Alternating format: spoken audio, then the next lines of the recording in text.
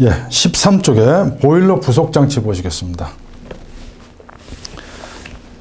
자, 우리가 보일러 부속 장치에는 뭐 여러 가지가 있습니다. 급수 장치라든지, 급유 장치라든지, 통풍 장치, 그다음에 무슨 뭐 폐열 해수 장치라든지, 뭐 송기 장치, 이런 종류가 여러 가지가 있습니다. 그 중에서 일단 보일러에 증기를 발생시키기 위해서는 물이 공급이 돼야 됩니다. 그래서 우리 이 물에 관계되는 것들이 바로 급수 장치가 되겠습니다. 그래서 급수 장치 같은 경우는 시험에서 급수 장치가 갖춰야 될, 펌프가 갖춰야 될 구비 조건 3가지 쓰시오, 4가지 쓰시오 이렇게 가지고 시험에 나옵니다. 이때 조심하셔야 될 게 있습니다. 항상 쓸 때 가장 중요한 핵심 단어들을 꼭 쓰라는 얘기입니다. 그렇죠? 그러면서 비슷한 것들을 해가지고 나열하고 그러면은 그거는 점수 받기가 좀 어렵습니다. 그래서 펌프의 먼저 구비 조건. 자, 거기 보시면요. 고온 고압에 견딜 수 있어야 한다. 그 다음에 병렬 운전에 지장이 없어야 한다. 직렬 운전하고 병렬 운전하고 다르죠. 병렬 운전은 뭡니까? 보일러에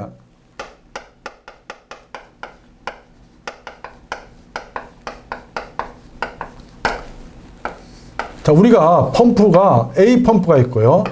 B 펌프가 이렇게 있습니다. 보일러실에는 보통 펌프가 2대가 있어야 되죠. 왜? 한 대만 있다가는 가동하다가 정비라든지 뭐 또 고장이라든지 이런 거로 인해 가지고 정지해야 되는 경우 그때는 공급이 안 될 거 아닙니까? 그래서 A 펌프를 가동하다가 어느 정도 시간이 지나면 다시 B 펌프를 가동할 때 그때 A를 정비를 해 놓는다든지 이렇게 돼야 되는 겁니다. 이게 바로 뭐예요? 병렬 운전이 되겠습니다. 그래서 병렬 운전은 한꺼번에 뭐 2대로 공급하는 것이 돌리는 것이 아니고 한 대 돌리면 한 대는 정비해 놨다가 다음에 쓸 수 있도록 이렇게 스탠바이 해 놓는 거. 이런 것들이 바로 병렬 운전이 되겠습니다. 병렬 운전에 지장이 없어야 한다. 구조가 간단하고 부하 변동에 대응이 용이해야 한다. 그 다음에 저부하에서도 효율이 좋아야 되고 고속 운전에 지장이 없어야 된다. 이렇게 됐습니다. 자, 그 다음에 펌프의 종류에 보면요. 펌프 종류에 보면 특히 회전식 펌프에 보면 터빈 펌프하고 볼루트 펌프가 있습니다.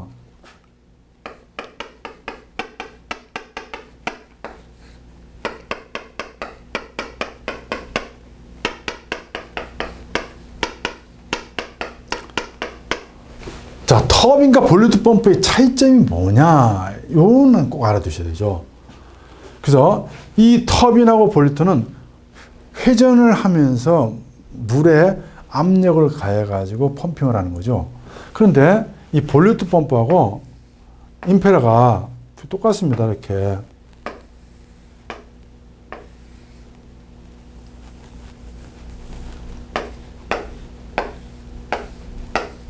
이렇게 되어 있습니다. 이것도 이렇게 되어 있는데 여기 터빈에는 이런 게 하나 더 있죠. 이렇게.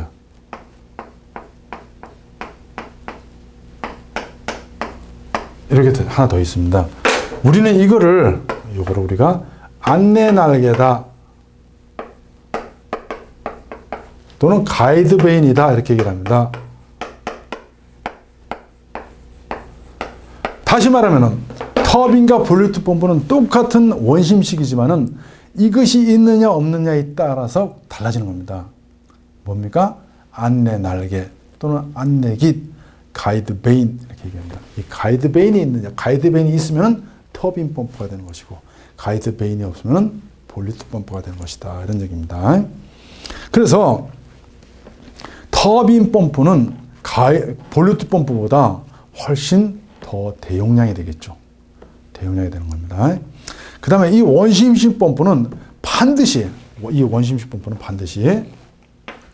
가동하기 전에 펌프가 되겠으면요. 가동하기 전에 이 안에 물을 가득 채워줘야 됩니다. 물 채우지 않고 돌리면은 펌핑이 안 되는 거죠. 여기가 배관에 물이 들어와 있다고 하더라도 빈 펌프로 돌리게 되면 펌핑이 안 되는 겁니다. 그래서 가동하기 전에 반드시 물을 채우고 하는데 이 물 채우는 걸 우리는 프라이밍이다 이렇게 얘기를 하는 겁니다. 그래서 여기서 나오는 프라이밍하고 그 다음에 보일러에 증기를 보낼 때 주증기 밸브를 급히 열면 물이 안에서 확 솟구치는 거 있죠? 그 프라이밍하고 똑같습니다. 단어가. 우리는 이거를 중고등학교 때 동음 이해라고 배웠습니다. 그죠? 마치 배 그럼 뭡니까? 배. 뭐 타는 배도 있고 먹는 배도 있고 사람 배도 있고 여러 가지가 있지 않습니까? 그 단어만 가지고는 뭘 나타내는지 모릅니다. 근데 문맥을 읽어봐야 하는 거죠. 저 바다 건너갈 때는 배를 타고 가야 된다. 그러면 타는 배를 얘기하는 것이고, 나는 오늘 배가 아파서 병원에 갔다. 그럼 사람 배를 얘기하는 겁니다. 마찬가지입니다. 여기서 프라이밍 그러면 이 프라이밍인지 비수현상의 프라이밍인지 모르죠. 읽어봐야 할 수 있는 겁니다. 자, 어쨌든 간에 여기서 원심 펌프에서 가동하기 전에 물을 가득 채워가지고 가동할 수 있도록 하는 것. 물 채움을 우리는 프라이밍이다. 원심 펌프에서는 반드시 이것이 행해져야 된다는 것 꼭 기억을 하시기 바랍니다. 자, 터빈 펌프는 가번. 안내 날개 가이드 밴이 있다. 효율이 높고 고속 회전에 적합하다. 가동 전에 반드시 프라이밍이 필요하다. 볼루트 펌프는 안내 날개가 없고 센트리퓨갈이다. 이렇게 센트리퓨갈이라는 것은 뭐 원심식 펌프다 이런 얘기죠.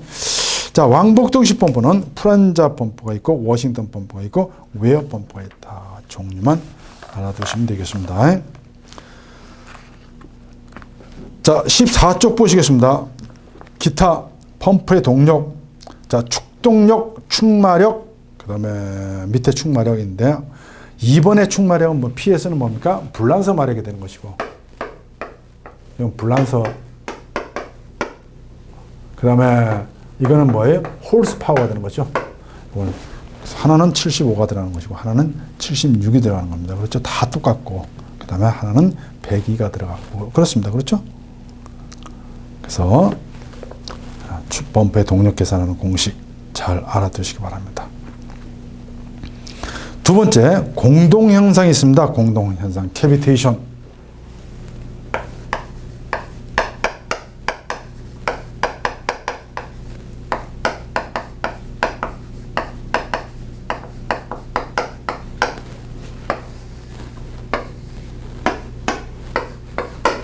자, 우리가 펌프에서 펌프를 가동하다 보면 압이 오르지 않은 저압인 상태에서는요, 물하고 공기하고 이게 분리가 돼가지고 압력이 오르질 않습니다. 오르질 않고 소음이 발생하면서 뭐 부식의 원인이 되고 이렇게 되는 경우가 있습니다. 이걸 우리는 캐비테이션 또는 공동현상이다 얘기입니다. 공동현상은 동굴처럼 구멍이 뻥 뚫렸다는 얘기죠. 압력이 오르지 않고. 자, 그래서 그걸 한번 보시겠습니다. 자, 공동현상, 저압으로 인하여 공기와 물이 분리되어 기포가 생기면서 심한 소음과 진동이 발생하는 것이다. 그렇죠? 그래서 이 심한 소음하고 진동이 발생하는데 이거하고 그 밑에 나와 있는 맥동하고는 다른 겁니다. 맥동은 뭐냐면요, 여기에 압력계를 이렇게 달아놓으면은 이 바늘이 심하게 막 달달달 떨면서 막 이렇게 막 심한 소음이 일어나는 것. 이게 바로 맥동 현상 또는 서징 현상에 따라 기억합니다. 그래서 서징 현상 같은 경우는 주로 공기가 들어가서 일어나는 것이고, 공동 현상 같은 경우는 저압으로 인해서 일어나는 겁니다. 그래서 자, 요거는 원인이 뭐예요? 저압 때문에 발생하는 것이고, 캐비테이션은, 그 다음에 맥동 현상은 이건 공기 누입 때문에 그렇다 하는 것도 잘 알아두시기 바랍니다. 자, 그 다음에 두 번째, 공동현상을 예방할 수 있는 방법 두 가지 쓰시오, 세 가지 쓰시오 이렇게 나옵니다. 그래서 캐비테이션 또는 공동현상을 방지하는 방법 잘 알아두시기 바랍니다. 거기 나와 있죠? 자, 첫 번째, 회전수를 떨어뜨려야 됩니다.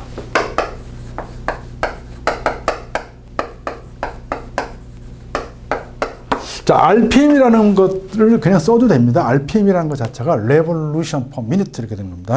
Revolution이라는 것은 회전수를 얘기하는 것이고, per, 당, minute, 분 이렇게 되니까 분당 회전수, RPM을 떨어뜨리는 거죠. 그 다음에 두 번째는 2단 펌프 쓰는 겁니다. 단단 펌프 쓰는 것보다는 2단 펌프를 쓰게 되면 공동현상을 예방할 수가 있는 것이고, 그 다음에 흡입 손실 수도를 줄여준다.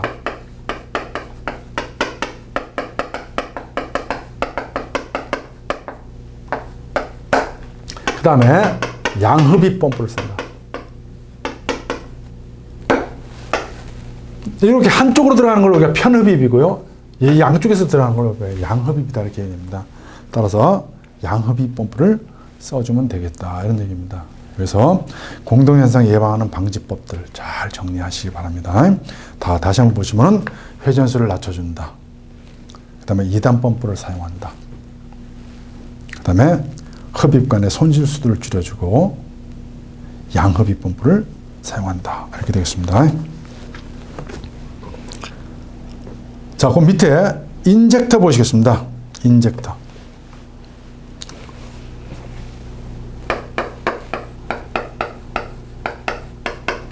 자, 인젝터라고 하는 것은 영어로 인젝션, 그럼 주사, 주입 이런 뜻입니다. 그러니까 인젝터는 주사, 넣어주는 장치라는 뜻이죠. 무슨 얘기입니까? 보일러의 비상정지 시. 그러면 보일러 안에 어떻게 합니까? 이미 과열된 상태이기 때문에 물이 계속 증발하는 겁니다. 그때 물을 이제 넣어줘야 되겠죠. 근데 정전이 됐습니다. 또는 펌프가 고장이 나버렸습니다. 그럼 물을 못 넣어줍니다. 어떻게 합니까?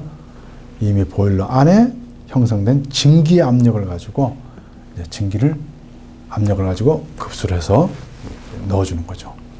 그러니까 인젝터라고 하는 것은 정교한 급수 장치가 아니죠. 급하니까 비상시에 넣어주는 그런 급수 장치이기 때문에 정교한 제어라든지 컨트롤이라든지 이런 것들에 대한 기대는 할 수는 없고 그렇다고 하더라도 물만 넣어주는 그런 장치다. 이렇게 보시면 되겠습니다. 그래서 인젝터의 특징 3가지 쓰시오. 이렇게 해가지고 시험에 나오니까요. 잘 봐두시기 바랍니다. 특징 보시겠습니다.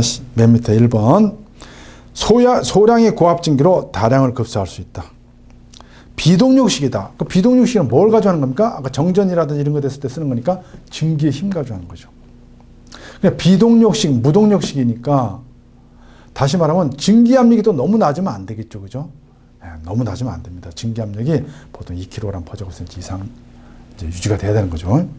그래서 비동력식이며 급수량의 조절은 좀 어렵다, 곤란하다. 설치 장소를 작게 차지한다. 인젝터 해봐야 손바닥만한 것들, 이런 것들이니까요. 그 다음에 급수 예열로 여력력이 감소가 되고, 구조가 간단하고 가격이 저렴하다.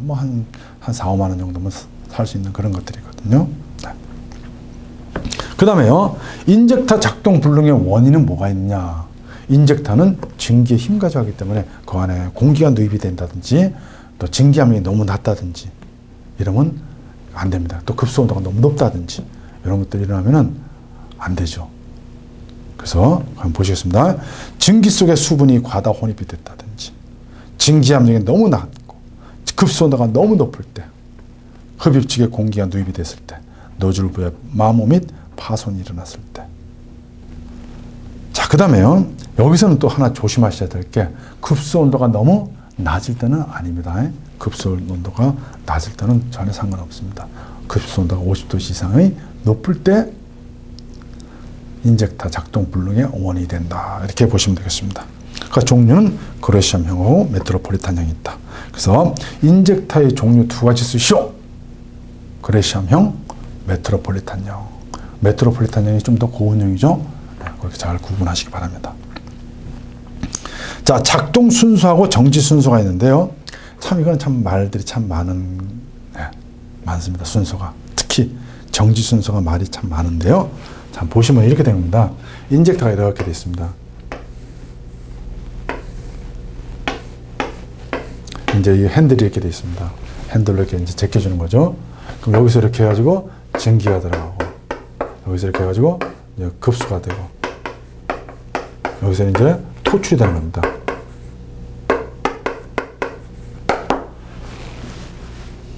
자, 그러면 제일 먼저 토출 밸브부터 열어야 되는 겁니다. 여기서.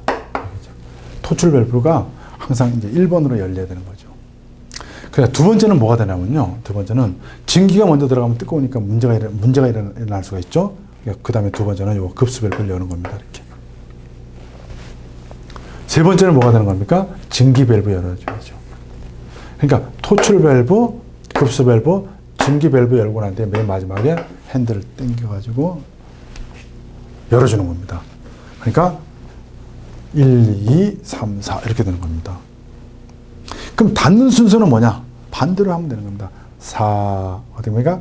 그러니까 1, 2, 3, 4 이렇게 되겠죠. 1, 2, 3, 4 이렇게 되는 겁니다. 그래서 인젝터 핸들 닫고, 증기 밸브 닫고, 급수 밸브 닫고, 출구 측 정지 밸브 닫는다. 여기서 이제 아까도 설명했지만은 인젝터 증기하고 닫을 때 증기하고 급수하고 뭘부터 먼저 닫느냐 해가지고 말들이 상당히 좀 많았습니다. 근데 여기서는 증기 밸브부터 먼저 닫는 거로 외워두시면 되겠습니다. 그래서 항상 위험한 것부터 먼저 닫는다. 이렇게 생각하시면 되겠습니다.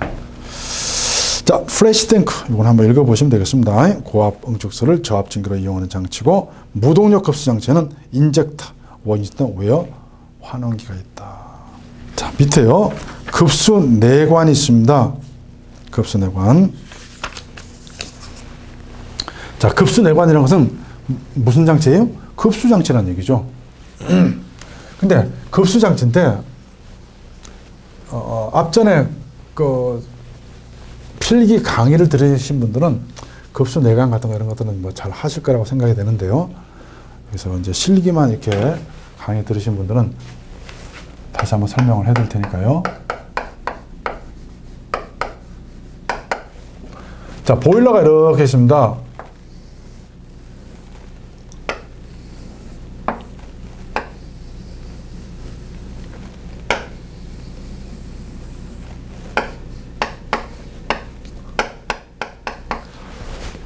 자, 여기 이제 물이 이렇게 들어가 있겠죠, 이렇게. 원통형 보일러 같으면 물이 이렇게 들어가 있어가지고 주위에 있는 바나가 이제 주위에 있는 물을 가열하는 겁니다. 그러면 급수 장치가 여기서 물이 들어올 때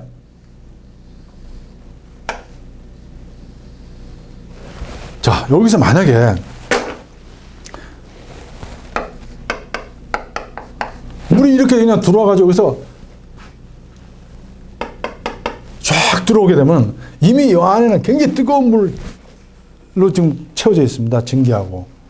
그러니까 다시 말하면 쇠도 드럼도 팽창할 대로 팽창되어 있는 상태인데 여기에 갑자기 찬물이 확 들어오게 되면 여기 온도하고 온도 차가 생기면서 재질에 심각한 문제가 생길 수가 있죠. 균열이라든지. 그래서 균일하게 늘어나고 균일하게 줄어들고 하는 것이 아니고 한쪽은 늘어나고 한쪽은 줄어들고 하는 거고 이런 게 바로 부동 팽창 아닙니까? 부동 팽창이 발생할 수 있는 거죠. 그래서 이렇게 안 한다는 얘기죠. 이렇게 안 하고 실제로 물 속에 이렇게 잠궈 놓는 겁니다. 이렇게. 그래서 구멍을 뻥뻥뻥뻥 뚫어가지고 여기서 균일하게 나오게 하는 겁니다. 그래야 어떻게 됩니까? 온도차가 비슷하게 될 거 아닙니까? 그게 바로 여력력 편차를 없애주고 부동 팽창도 예방해주고 할 수 있는 그런 장치. 여기 바로 급수 내관이다 이런 얘기입니다. 급수 내관의 위치는 안전조수의 50mm 아래다 하는 것 잘 보시기 바랍니다. 자, 15쪽에 보시겠습니다. 1번 안전조수의 50mm 아래 설치해가지고 골고루 급수를 행하고 부동 팽창을 방지한다. 이게 목적이 급수 내관의 설치 목적은 부동 팽창 방지다.